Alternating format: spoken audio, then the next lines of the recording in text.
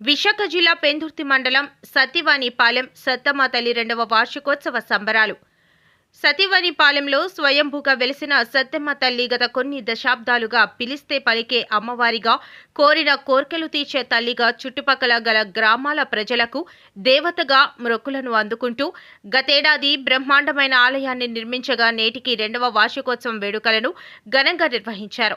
అమ్మవారి కలశ పూజలు, అభిషేకాలు పెద్ద ఎత్తున నిర్వహించారు. అనంతరం 8,000 మందికి అన్న సంతర్పణము చేశారు. మరియు సాంస్కృతిక కార్యక్రమాలు, సత్తమ్మ తల్లి ఊరేగింపు మొదలగు కార్యక్రమాలు నిర్వహించారు. ముఖ్య అతిథిగా Visakhapatnam police commissioner Shankhabrata Bagchi, IPS, 70వ వార్డ్ కార్పొరేటర్ ఉరుకుటి చందు, తిప్పల నాగిరెడ్డి, గండి బాబ్జీ, ఆలయ ధర్మకర్త కుంచ బాబు సహాయ సహకారాలు అందించిన వారు ఒమ్మి అప్పలరాజు, ఒమ్మి నాయుడు, సరగం సూరిబాబు మొదలగు వారు పాల్గొన్నారు.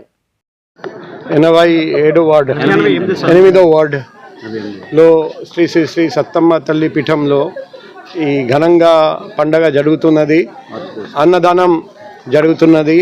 దాదాపు 5,000 మంది భక్తులు ఇక్కడికి వచ్చి అన్నం తిని వెళ్తున్నారండి. అమ్మగారిని దర్శించుకొని ఆశీస్సులు తీసుకొని వెళ్తున్నారండి. మన ఇది చూస్తే ఒకవైపు గాజువాక, మరోవైపు పెందుర్తి, ఒకవైపు అనకాపల్లి జిల్లా, మరోవైపు విశాఖపట్నం జిల్లా, ఈ 2 జిల్లాల నుండి భక్తులు అందరూ వస్తున్నారండి ఇక్కడికి అమ్మగారిని దర్శించుకోవడానికి, ఆశీస్సులు తీసుకోవడానికి. అది చూస్తే అందరూ ఉల్లాసంగా, ఉత్సాహంగా ఈ పండుగలో పాల్గొంటున్నారండి. ఈ సందర్భంగా భక్తులందరికీ అభినందనాలు, శుభాకాంక్షలు. మరోవైపు ఈ గుడి మేనేజ్మెంట్ అందరూ చాలా చక్కగా మెయింటైన్ చేస్తున్నారండి. అందరికీ నమస్కారం.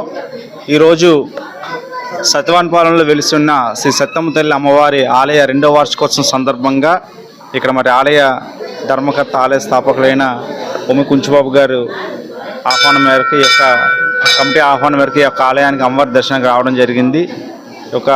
మరి 2వ వార్షికోత్సవం సందర్భంగా ఈరోజు మరి ఆలయ కమిటీ వారు అన్న సమారాధన, అలాగే సాయంత్రం తీర్థ మహోత్సవం, సాంస్కృతిక కార్యక్రమాలు ఏర్పాటు చేయడం జరిగింది.